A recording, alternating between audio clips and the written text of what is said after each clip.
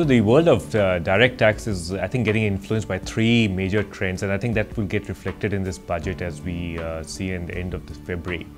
The first is that the revenue collection momentum will certainly have to be continued by the government. They have to maintain a fiscal deficit.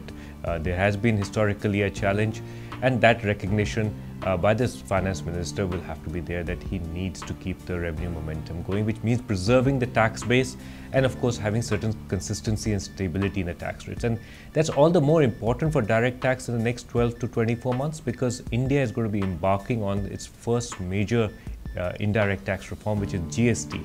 And I don't think any finance minister wants to be in a situation where both direct and indirect tax have some experience of instability in the regime. So I think direct tax is the one which is going to have far greater stability and consistency in the next 12 to 24 months. That's the first trend.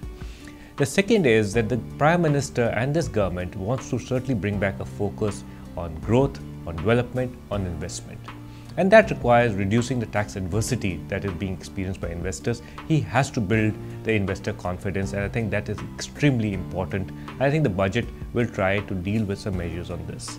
Third part, which is there, is that the whole world of international tax is going through a set of changes. This is being driven by the G20, it's being driven by the OECD, it's being driven by the BEPS project, and a lot of changes are therefore expected to happen in how limitation of benefit tests under treaties are going to be done, how tax abuse is going to be defined, and so forth.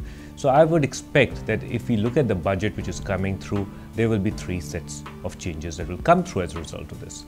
One, we will see that there will be some amount of stability in the tax rates, tax base, and not too many changes around there, while the government does bring in some incentives for the Make in India program to incentivize manufacturing, to incentivize project development to happen in this country.